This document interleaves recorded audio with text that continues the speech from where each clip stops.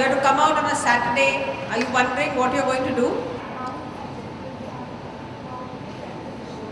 You learn, she says we learn nouns, adjectives and prepositions. Anything else? Verb, subject, predicate, conjunctions, then punctuation. Articles, yes, very good, yes. Prepositions. Figure of speech, adverbs. Okay, so you've learned all the parts of speech. Is there anyone who can tell me all the parts of speech really quickly? All. How many are there altogether? Do you know? No idea? No one knows how many? 8. Okay. All the 8 parts of speech quickly. Who can tell me?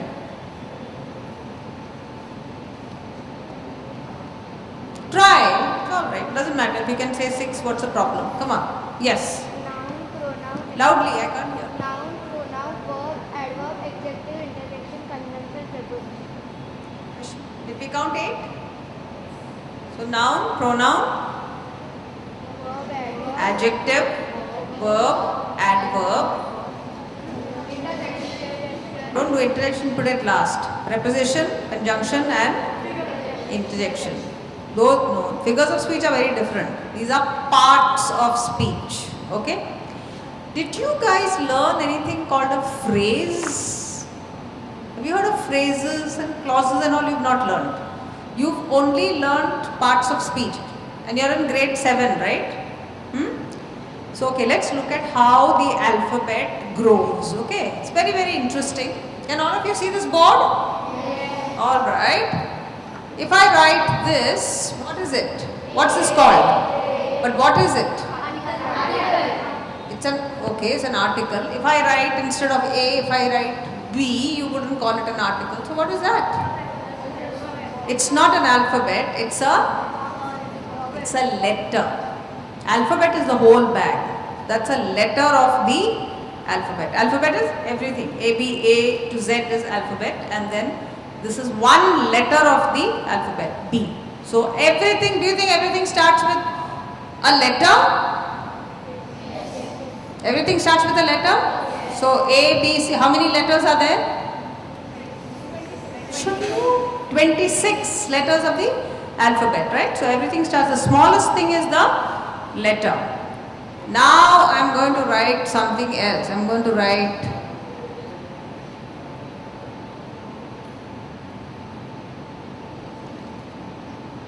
what are these? Are they words? What are they? Do we use them at all? No, never. How do we use them? Tell me. Uncountable, impossible, discontinued. You guys are so clever. Just look at that. But they are not words, right? They are small little pieces of, they are not even words, they are not full words at all. They are just small little pieces where alphabet letters are stuck together. But they help you to make big words, don't they? Do they carry meaning? Yes, possible and impossible. So what does im do? What does im do to the possible? Joint. They join it, but what does it do to the meaning? Possible, impossible. What does it do to the meaning? The meaning is the same, possible and impossible. What is it? I know you know, you can tell me. Possible is a thing that we can do. And No, don't give me the meaning. Tell me how it changes the meaning. Possible, impossible. means when im comes. Im comes, what happens? When you add im to possible, what happens to the word? Is it the same meaning? Then what happens? The meaning changes to what? To the opposite. Very good. It changes to the opposite. So by adding those words, you make it opposite. If I say interest and disinterest, if I say happy and unhappy, aren't they opposites?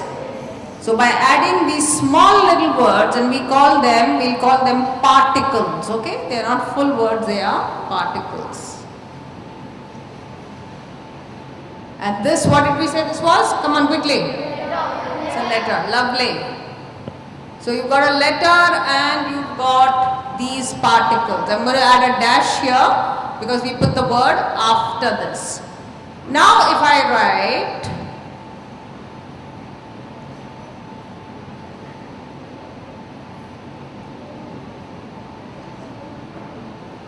what are these? They are words. What have we done to the letters? How did we make them? Did we put particles together or did we put letters together? What did we do? Everybody is with me? You put letters together. So when you put letters together, what do you get? You get words. Lovely. Can we put words together? Okay, I'm going to put some words together. Now you tell me. If I put words together, what will happen? Really? Let's wait and see. I'm going to write some.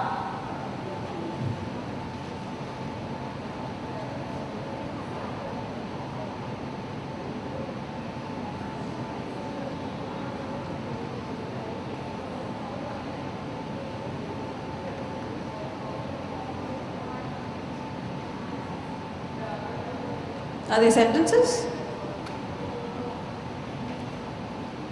You told me if you put words together, you will get sentences.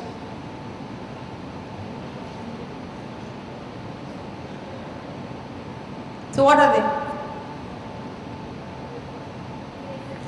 They are phrases. Very good. Well done. Give her a clap.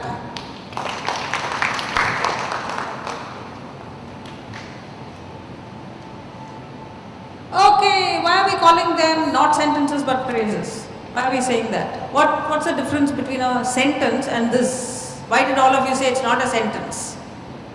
And she said it's a phrase. She was absolutely right. So what's the difference between a phrase and a sentence? Yes? Because they are part of sentence. Loudly. Because they are part of sentence. They are part of a sentence. Excellent answer.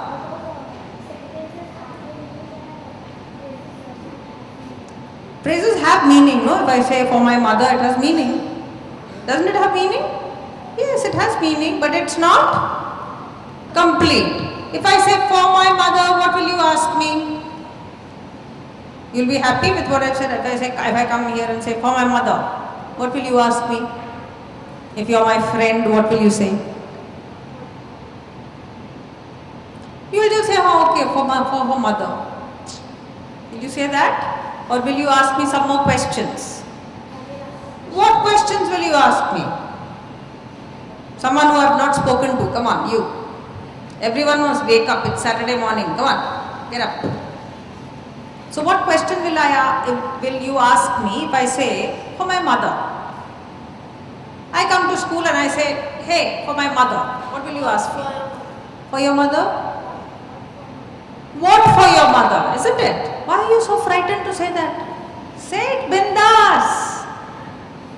Even if it's wrong, it doesn't matter, no? Just say it. So you'll say, what for your mother? Or give me some more questions. Come on, let's see who can make full questions. Come on, yes. Why for your mother? That doesn't make a lot of sense. Why? Give me a full sentence, full question.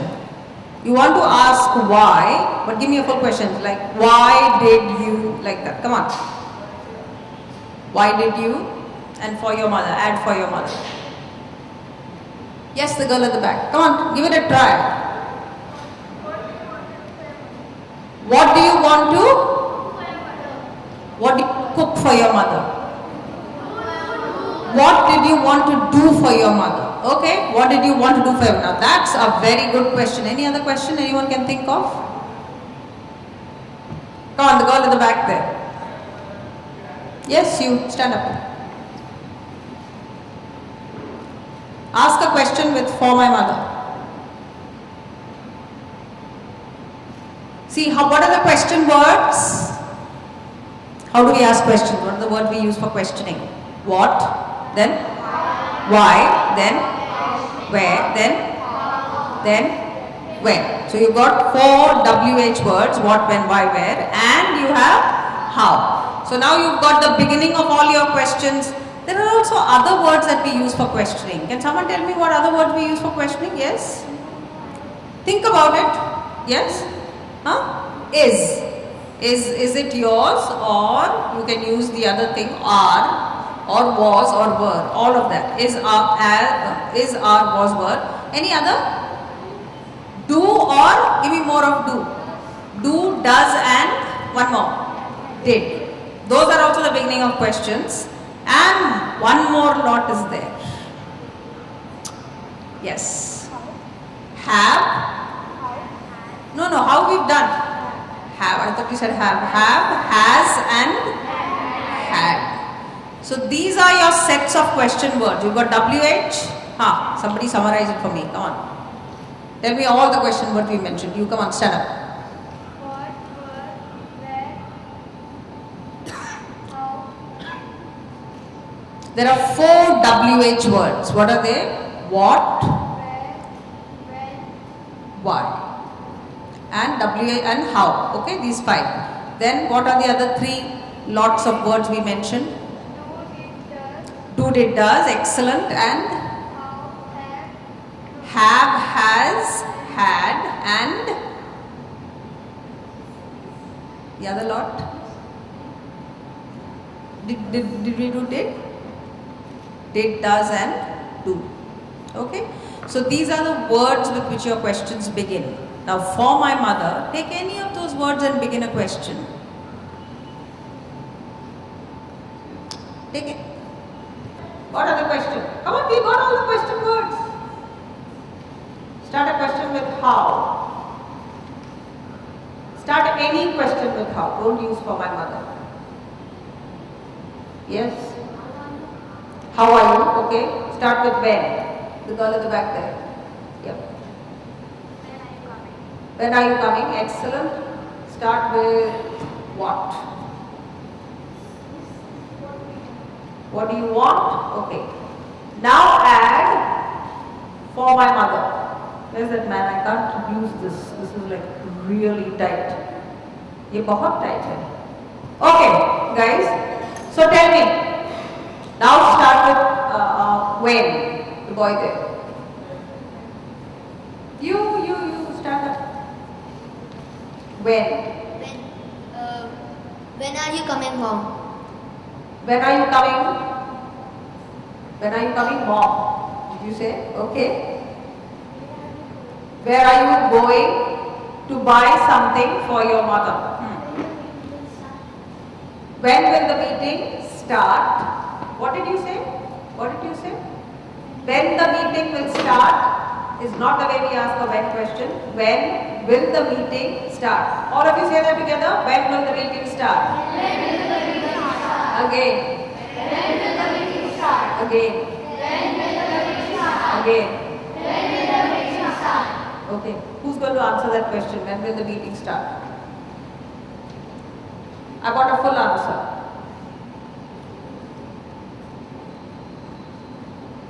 When will the meeting? It's a simple question, no? When will the meeting? The meeting will start now. Okay, so when will the meeting start? The meeting will start now. This part will ask the question, this part will answer. Come on. When will the meeting start? Ask. Ask. When will the meeting start? Come on. The meeting will start now. Again. Question. Answer. Question. Together. Lovely. You don't have to shout.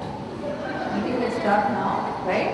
So, okay, those are your question and answer words. Now, teacher, what we'll do is we'll do this for a long time. It's not one lesson which you finish off here.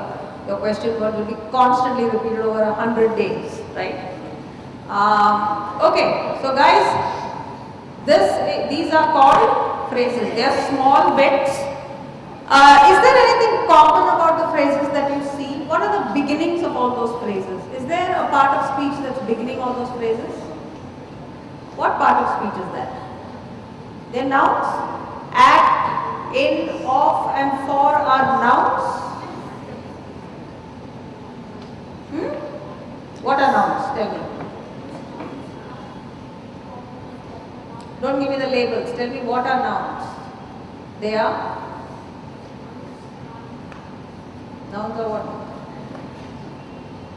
Fish, birds. What are they? What are nouns? Do you see the problem with traditional grammar? I'd like you guys to note. Okay? This is 7th standard. Yes.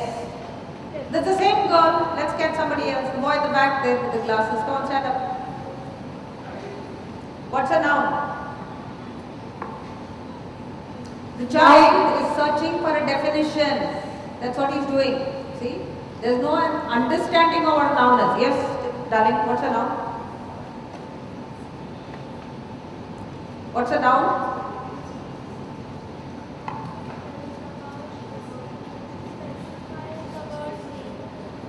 Don't give me definition, just tell me what's a noun.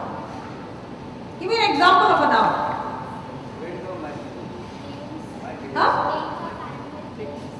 A name of an animal, place, thing, she says. Isn't that a noun? A noun is a thing.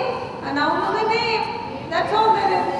There's no need to remember fact definitions. What's a noun? It's a name. What's a noun? It's a thing. What's a noun? It's an animal. That's it. Name, place, animal, thing. Haven't you played that game? Name, place, animal, thing? Shall we play? Okay, start. I'm going to think of an. You have to stop me. I'm going to say ABCD and you're going to stop me, right? G. That girl, name. Stand up and give me a name with G. A name with G. Gaurav. Gaurav. Okay. Girl's name. Boy, a girl's name with G. You don't know? You'll have to come and see me in the staff room for many days together. Yes? Garima. Give me the name of a city with G. City with G. Yes? Goregaon. Give me the name of a place in, where shall we say? In Maharashtra with G. Yes? Goa, Goa to Maharashtra. Now we are integrating geography. Okay? Alright, yes? Gorai. Yes, I suppose so. It is in Maharashtra. Yes? Ghatkopar. Okay, certainly in Maharashtra. Give me a place with of a river with G. Everybody knows that, which is not Ganga. Which is not Ganga. Yes? Godavari. Lovely, lovely, excellent. Give me the name of a. Okay, we've done enough of names with G. Name, place, what do we say? An animal. So give me at least 3 animals with G. Everyone has to think of 3 animals, otherwise don't put up your hand. 3 animals. The girl at the back there. The one with the hairband. Come on, stand up. You, yes. Huh? 3. Goat, gorilla, and Goat, gorilla and giraffe. lovely, lovely. So this is a game that now all that we have said here are now you know what a noun is? Name the place, animal and thing. There's one more noun called an abstract noun. But we will not do it today. Okay? We'll probably play this game several times.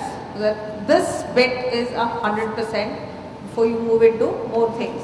So tell me, at, in, on, what are they? Do you see the participation? Do you see the increase in participation? Yes? Yes. Huh? Yeah, they are prepositions. Very good. Now I've got at the door. Can you see any verbs in those words? Are there any verbs? There are no verbs in those words. A phrase, therefore, is a group of words. So you've got words, a group of words,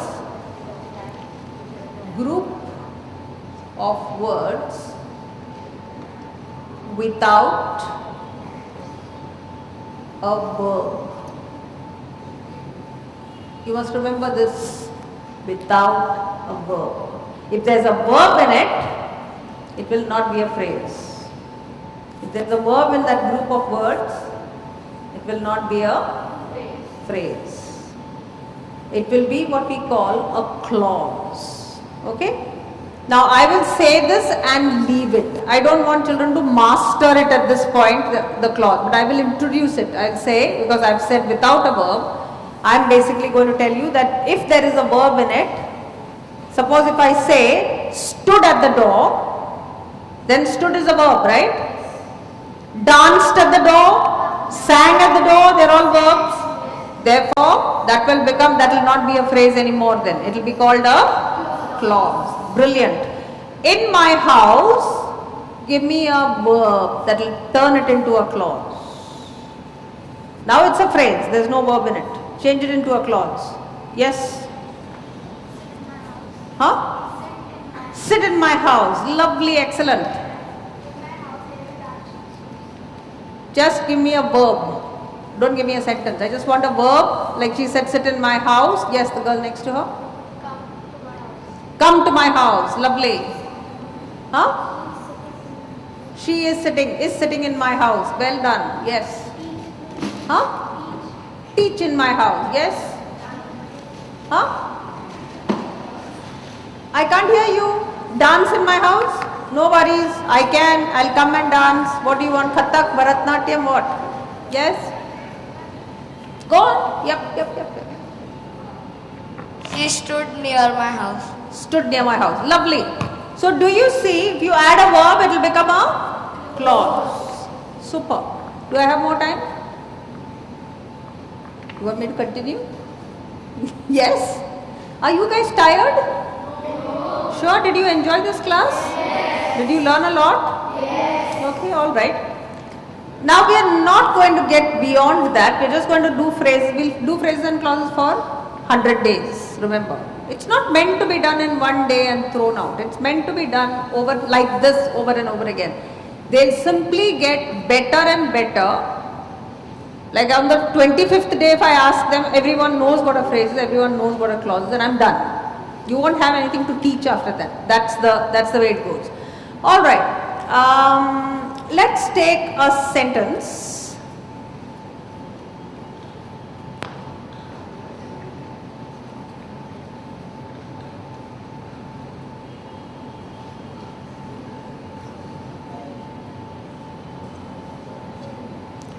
The man stood at the door. Okay? Can you see the man? Can you see the man in your head? Do you know what he looks like? So shall we do something so that all of us can see what he looks like? What should we do? Huh? So loudly. No, not open the door. I want to see what that man is. I can't see that man properly now. Just the man stood at the door means what? I don't know what the man looks like. I want to know what the man looks like. What should I do? Yes. Huh? So come on, describe. Tell me what he looks like. Yes? Fair. The fair man stood at the door. What about your man? Is he fair? Or is he not fair? Give me another one. You can all have your own men standing at the door. Let's see whose man is the best. I want a description of the man, otherwise I can't see the man. Her man I know is fair. He is not dark. What's your man like? So the long-haired man. You can't say the man has long hair. You can, but the long-haired man. You can use a compound word. Two words joined together, compound. Yes. The bespectacled man. I just want one adjective. I don't want the whole thing. So the man has spectacles. The bespectacled man. That's where you get it as one adjective. The man who has spectacles. Yes.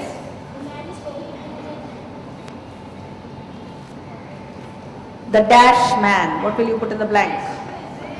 For what you said. The intelligent man. Just one word. Yes.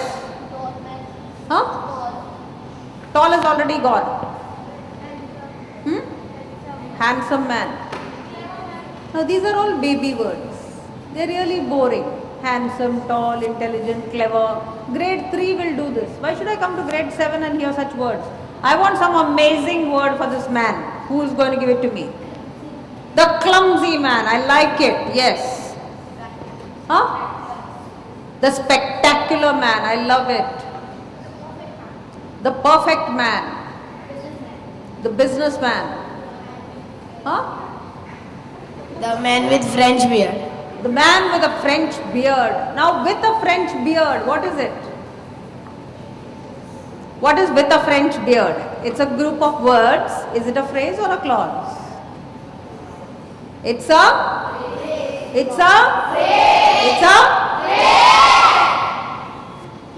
So, since you shouted so much, tell me, somebody who's not answered, how many people have not answered? Please stand up. Everybody's answered in this class? I don't believe you. Those who have not answered, stand up. Thank you very much. That boy there at the back, tell me, what's a phrase? A phrase is Is an elephant? a phrase.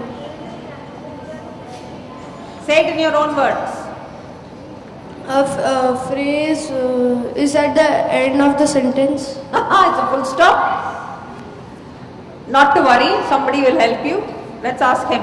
What's a phrase? A phrase is a group of words. Group of words. You have not completed it. The most important thing you didn't tell me. Phrase is a group of words without verb. Without a verb. Repeat that. A phrase is a group of words without a verb. A phrase is a group of words without a verb. What's a clause? Clause are words which make sense, they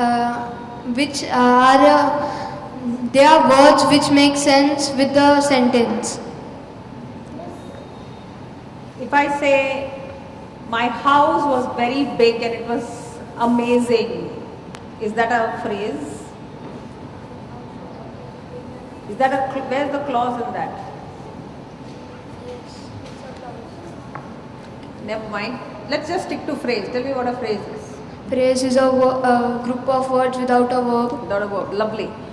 What this class will tell me very clearly is that they are not ready for a clause. So if you run a risk of children not being able to understand something, there's no need to abandon the entire exercise. What you need to do is to make notes. Okay, that's where they are. Because there's tomorrow and day after and the day after that and the day after that. There's plenty of days to do this.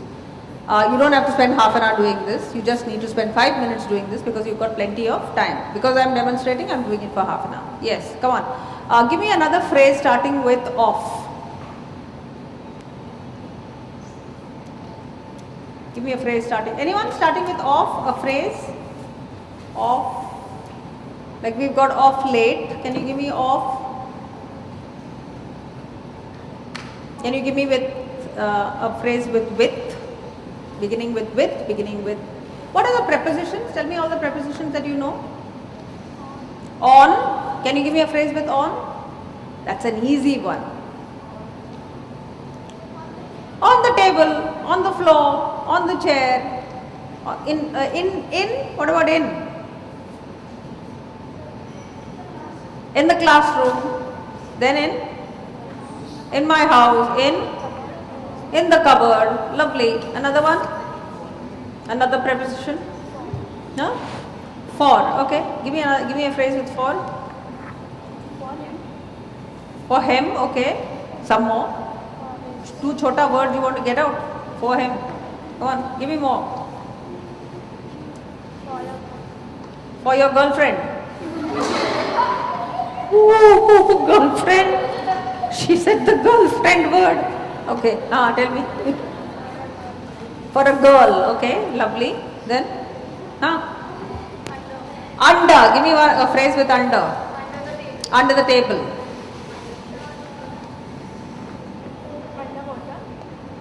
Underwater, okay, yes. Into what? Lovely. See, you are already getting your phrases. Give yourselves a clap. Sit down. Under the table, give me describe the table. I can't see the table. Under the table. A lovely big word. I don't want under the big table, under the wooden table. Those are all blah words meant for 3rd standard. Give me a 7th standard word. We don't say under the luxury table. What would we say? I know what you're trying to say and I like the idea, but tell me what? Under the antique table? Tables can be antique. You know what antique is? Yeah, antique is an old, beautifully done up table. Okay, table might be a hard one. What else did you give me? You gave me something with for. Did you? For. No, someone else gave me something very nice. In the cupboard. What kind of cupboard? Let's see the cupboard. So you always think like this. When you write your essays, you think, let me see the cupboard, let me see the table, let's see the man, let's see the house. It's a big house. Instead of big, what can I use? Give me another word. I don't like the word big. It's banned for 7th standard. Yes. Huh? Luxurious house. Very good. Gigantic house. Can't say big giant house. Gigantic house. For big, what are the other words? Big words for big. Yes. Huge, large, awesome, huh? Royal, okay. House. Yes. In the clumsy house. Houses can't be clumsy, only people can be clumsy. So if she wants to say something bad about the house and clumsy is not the right word, what should we use? Anyone? In the dash house, and I want something negative. Yes. In the messy house. In the Irritating. houses are not people, only people are irritating. Only messy you can think of, yes? Huh? Filthy house. In the beautiful house. Have you heard of, suppose a house is all kind of broken down. What would you call it? Suppose the taps are not working, the tiles have fallen off, the plaster is peeling, yes? In the ruined house, okay, that's good. Any other? In the damaged house. You can also use this word in the, this is a big word, see? Dilapidated house. Right? It's a big word. So next time you write an essay, if you want to talk about a house that's falling down, you can say it's a dilapidated house. Yeah. So guys, so next time you are asked to write something, you will start thinking in terms of phrases and you will start thinking in terms of adjectives that are not baby adjectives. Is that clear? Okay. Next time I come, I'm going to ask you what's a phrase and you should know. Okay. Thank you very much. And I think you should go back to your class. Thank you.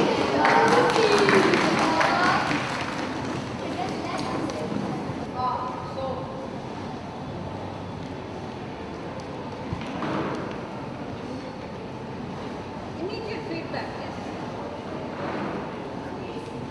Amazing. Actually, you don't have to ask anyone when you run a class. Your class will tell you if it was amazing or boring, right? Did you see their participation move from where they were all? Now if it's my class, it would be a different story because I know all of them. They know me. They are strangers right now. I'm doing a class with total strangers. That won't be the case when you go to your class. All of your children know you thoroughly and you know everyone by name, and that makes a big difference. You also know which children need help. Now if you ask me in this class who needs help, I can pick out for you. With just one session, I can tell you this boy here will need help. So that's something that I, kind of note that this is a boy who needs help. So a lot of questions, not all the questions, I wouldn't target him, but I would constantly check whether this kid is getting it. If he's remedial, then I'll pay more attention. I'll give him a little more, I'll break it down into smaller bits, stuff like that. I'll not expect him to be at the same level as every other child in that classroom. So that differentiation I must respect about children in my mind when I look at a class. But they learned, did you think they learned a lot? Do you think there's that they will forget everything tomorrow? I mean, I'm just asking you. Because when I say this to people, people are like, no, it will not happen. Because I've got a book and I've got a worksheet and I've got this, I've got that. You don't need anything. If you do this, if I do this for 20 days, all of them will know their phrases. Then I need to catch the phrase only every 4 days or 5 days, I'll catch the phrase. I won't give up the phrase. The phrase never gets given up, isn't it? If they are in standard 7 or even if they have been in standard 6, the phrase is going to be done until they are 10, in the 10th. So where is the question of them forgetting the phrase? Never, ever. But the understanding the phrase, the word opens into a phrase without a verb and then it opens into a clause with a verb is an important piece of structured learning that is happening in the child's mind. Now, you don't have to not give them labels. I gave them all the labels, no? I said phrase, I said clause. The clause was hard, so I will pull back. Now it depends on the class. There will be some class who will be able to take the clause also very well. Some classes there will be some confusion. Now there are two children who are confused, I will not push it. Because you do not want to burden, right? And you don't have to burden because this week after week after, you've got 30 weeks in a year. You've got 150 days to do this. Imagine if I did this for 150 days. If I took a lesson like this, I don't have to do it for half an hour. Even if I spaced it out at 5 minutes for 150 days, there's no way my kids are not going to learn all of this and a lot more. Did I tie it into the writing? No? I did. I talked to them about how they are going to use phrases and adjectives. I didn't ask them to use clauses because I thought that it was a bit much for them. But I did tell them that you will use phrases. I'm showing them how to use phrases. Now when they say under the table, I'm telling them the table needs to be shown. Now, the table will get shown in their writing, or the man will get shown in their writing, or if it's a dupatta, it will get shown in the writing. But it needs to be shown. Now when you speak of adjectives, you tell them, okay, you need to look at size, shape, color, etc. You're looking at children writing better. Otherwise, the grammar that you do is sitting in one pocket and you're doing some exercises there which has got nothing to do with writing. Because if it had something to do with writing, then their writing must automatically improve. This will improve their writing. Because I'm basically telling them, use a phrase and start expanding it. So tell me, what are the fears now?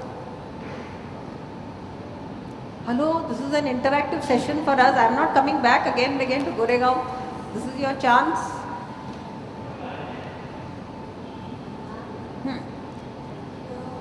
You got a mic? You want to give her a mic? Yeah.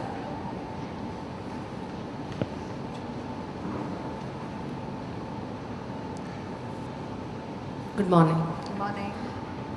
We started with the sentences for the revision week, and we started with the first sentence. The problem which I faced it, Which class are you talking 7th standard. So the problem which I faced it, I could not complete it in that 30 minutes period. There were many questions that were coming up.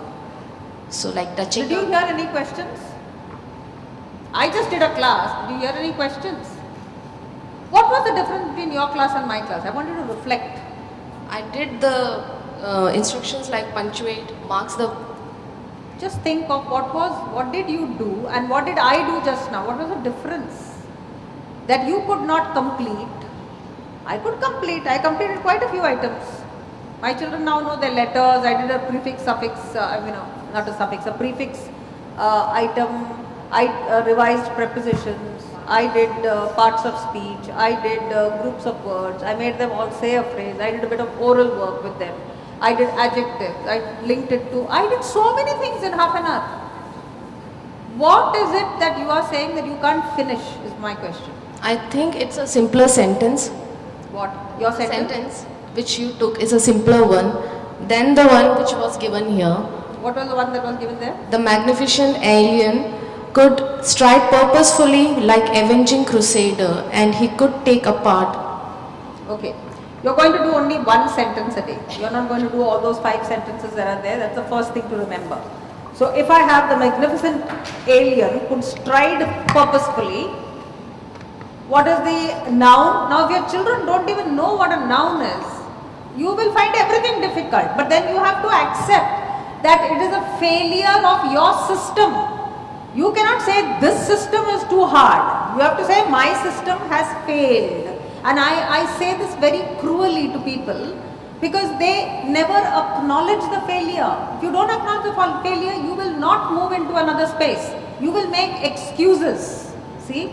You will say the sentence is too long, there are such big words, how do you expect children to do? Trust me, in their biology books there are bigger words than this.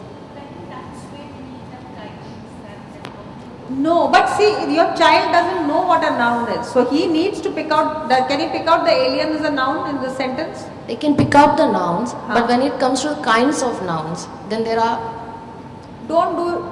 See, I never asked for a definition. Did I ask for a definition? No definitions. No definitions. And no need for types of nouns and things like that. You're just saying alien is a noun. If alien is a noun, I can say the magnificent. Magnificent is a adjective. Now I would say if you can't get it, I'll say okay, magnificent is an adjective. Change it. Change the adjective. Come on, change the adjective. Give me a simpler adjective. The strange alien, the miserable alien, the beautiful alien, the ugly alien, the odd alien. I will work with a lot of adjectives. It's a vocabulary building exercise for me. If my children don't know, I love it because I'm going to tell them, make them do so many adjectives that are simple, and then I will lead them on to adjectives that are complicated. So the magnificent alien is deliberately put there so that you have an opportunity to teach, not to teach the word alien, but for the child to be exposed to the word alien. Otherwise, he'll always be doing odd alien, small alien, big alien, which is what typically grammar books do. They dump it down to the most ridiculous scale so that every minute that you're spending with a child, which is precious, is wasted. Because you're doing big, small. What were they giving? They were giving me, I told them, no, it's not grade 3. You will not give me that kind of line. But you need to demand. Otherwise, children will sit with small and big, and it's perfectly alright to call them. They are adjectives, aren't they? There's nothing grammatically wrong. So you can't say, no, you're wrong. But you can say, I don't want this kind of boring adjectives. I want something that is befitting of a grade 7. If I don't use words like befitting, they are not hearing it. When he said with specs, I told him bespectacled. That is exposure. You are a resource in the classroom. They learn a lot from you. If your whole objective in a grammar class is to finish a set of exercises and run out of the door, then they won't learn anything. Then it will just be one of those things where you can tell the parents, this book is over, we did 4 exercises, this is the portion for the exam. What are we doing? We are not teaching. We are passing time, and we are passing the buck also. Then you can say, oh, that parent, first generation learner, he doesn't know anything. He won't know also. He's lazy. You can blame the child, you can blame the parent, you can blame society, you can blame the system, and you can go on like that. But actually the buck stops at you. If you are not going to take that and say, this is my responsibility, then it will become everybody else's responsibility. So if it's going to be your responsibility, you better start using language that you want them to use. Right?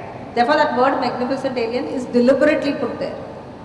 Not to torture the teacher, but to educate the child. Right? And I am going to ask many other words for, I'll say what are the synonyms for magnificent? Come on, give me synonyms for magnificent.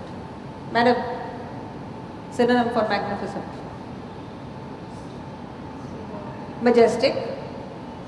See, now everybody is thinking, no? Because you're thinking I'm going to come to you. That's what I want. I want all the minds active. See, she was dreaming. I got her. Then, superb, magnificent.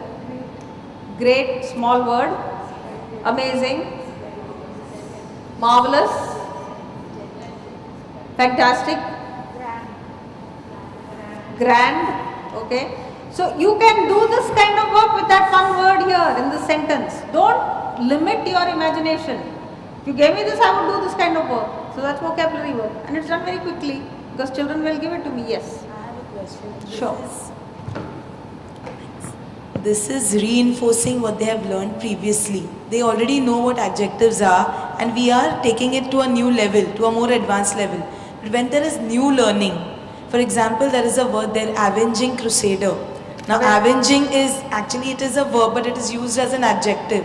So our 7th standard children, they ask us that, ma'am, it's a verb. Why is it in front of a noun? Because from grade 2, you all have been teaching them the wrong thing.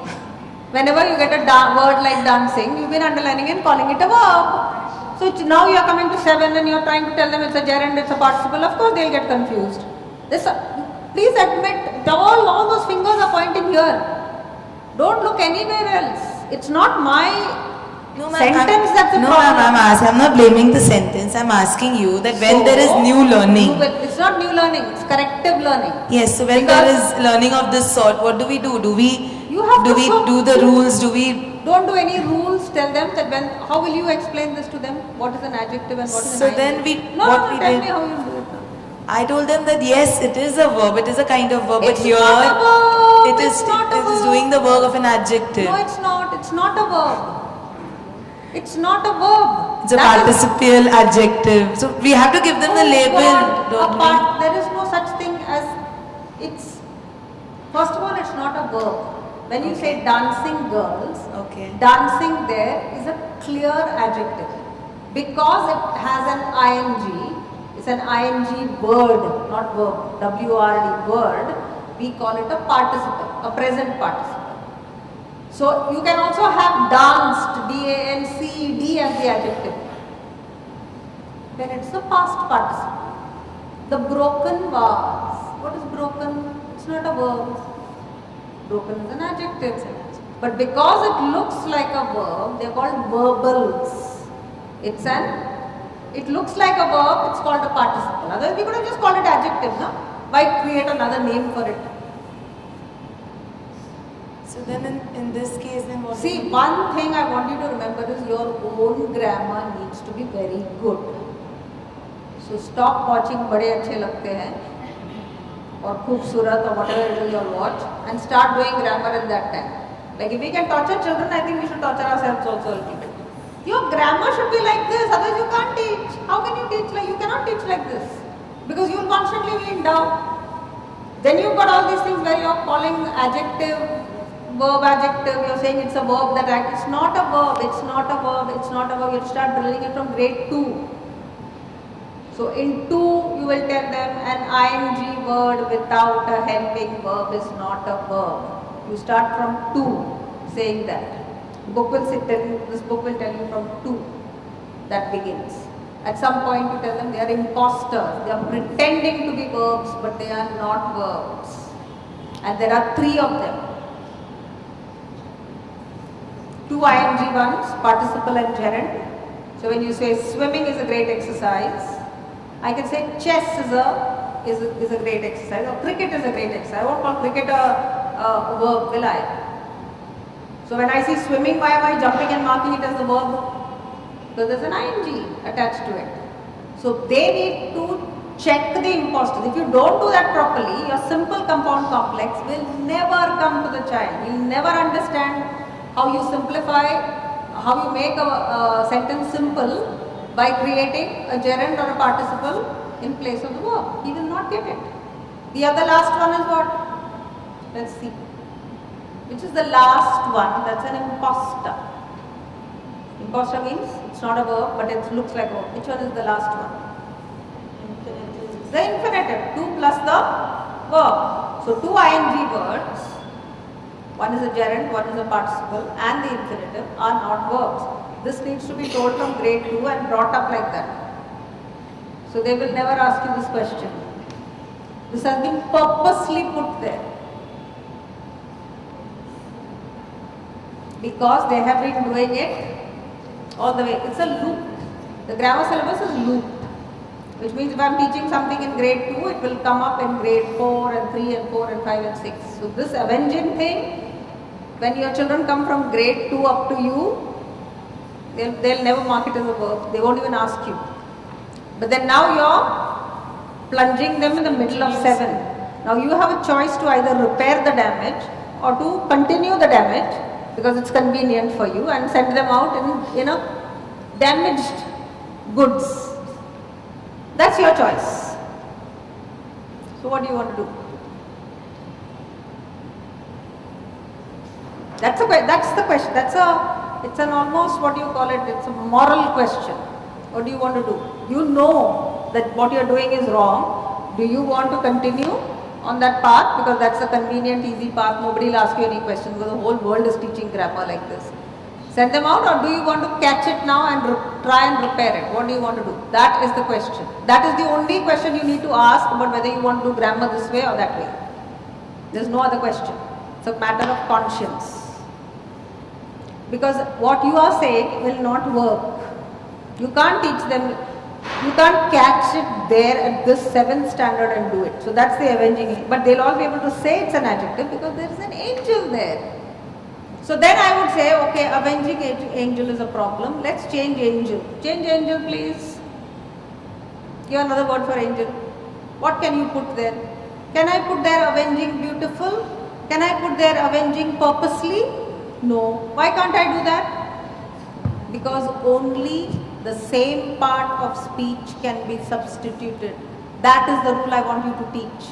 I don't want you to teach any other rule. That's the big rule. That you can change one part of speech with another.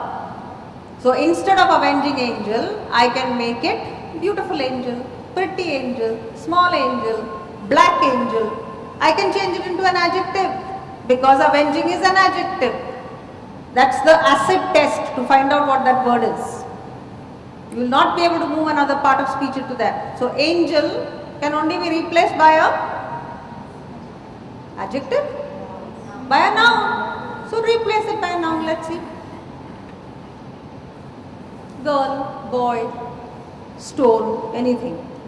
So I can have replaced it. Now let's replace the avenging angel adjective. What kind of girl? Pretty girl. Hard stone. So there you are. So it's basically a function of an adjective and a noun. What more do you want to teach in this? It's oral. Those sentences are It's oral and it's multiple. Here the big learning is I'm not trying to get him to learn any rules. I'm trying to show him how it's easy. There's nothing, you want to simplify it, you simplify it. I'm keeping it heavy because I want him to learn those words, avenging angel. And trust me, these kind of words they get in their games, video games. So it's not like they don't know what these things. You should see some of those words in those video games. They are really sophisticated, and all those children go and play those games. You take a look at their geography, history, science books in 7th. You just make a vocabulary list and send it to me. You'll see how hard it is. So it's not like they are not doing vocabulary. But when it comes to grammar, we want it to be whittled down into pretty girl, small boy. We want them to become idiots. Because we just want them to recognize, oh, this is an adjective, this is a noun. The grammar has no other use according to us. But it does. It will translate into greater vocabulary, into better writing, into better speech. And all of that, the structures, right? See, every time your child reads this, he is listening to and focusing upon a higher level of English. There is a greater rigor of English. That has huge repercussions on the way in which he receives language. Now that may not be automatically available to you in the form of an essay. Tomorrow if you give an essay, you won't write all these things. But it's over a period of time, he'll suddenly blossom and you'll say, wow, where did this guy come from? My God, he was so quiet in the 6th and rather average, and look at him, he's writing like a dream. It did not suddenly happen in the 9th standard. It happened because you have layered it along the way. There's a sudden blossoming that will happen in the child. So thus I wouldn't worry about this at all. Magnificent alien could stride. Stride is obviously a verb. When you say could stride, it has to be a modal verb. It does not have a tense. Modals do not have tenses. Can and could have a very dotted line kind of tense connection, but they are could is not the opposite, the past tense of, past of can. It just gives you a sense of that. All modals don't have tenses. You say must, can you have a must and then something else? I must go today, tomorrow I must go, day after I must go. It's always must. Modals don't change. So that's actually a modal verb. You teach children to write their modal verb. I don't know what your boards do though. There might be a bunch of idiots sitting there for find out what they do. But anyway, that's a modal verb that doesn't change, and purposefully is an adverb. Now I make them give me 100 adverbs. Give me adverbs, come on, change purposefully. Deliberately. I want nice big words, come on. Intentionally, lovely. Intentionally? Stealthily. Lovely. Relentlessly. Recklessly. So many words. Now you take those words and put it on the word wall. That word wall is not meant for cosmetic purposes. It's meant for this kind of thing, where you put a whole bunch of adverbs there, so children can do ready reference by looking at it. Let them look at it. It's meant for looking, right? They are writing an essay, want to look there and write something, let them write. This whole business of everything has to be a test. Should stop. We don't allow any developmental continuum in the child. We're constantly putting him on a test. You write an essay, it's like this. Anything is like this. So you should open it out. You should give them an opportunity to write. So I don't think I would do that with this sentence. I'm just showing you. Like an avenging crusader. What figure of speech is that? Simile. Now I'll say, if he could stride purposefully, and if I instead of stride I use the word danced, purposefully it would change to gracefully. Then like a, you can't say like an avenging crusader, like a professional dancer. So I will constantly churn around the sentence. It's only one sentence and I won't take it for half an hour, I'll take it for 5 minutes. Once they know it will come like this. The first days you will spend 15 minutes. You will spend 20 minutes because you are explaining, you are correcting your mistakes, not his. Your mistakes. Over a period of time, those things will go away. Then the minute you put it down, they will mark it like this, verb adjective. It will be like 2 seconds, it will be over. In fact, they will finish it and come. You will have to tell them, don't finish the sentence and come. But it doesn't matter if they finish the sentence, you are going to make them change it. All the changing you are going to do in the classroom. Na? The sentence is only a base for you as far as you are concerned. So therefore, Avenging Crusader, and he could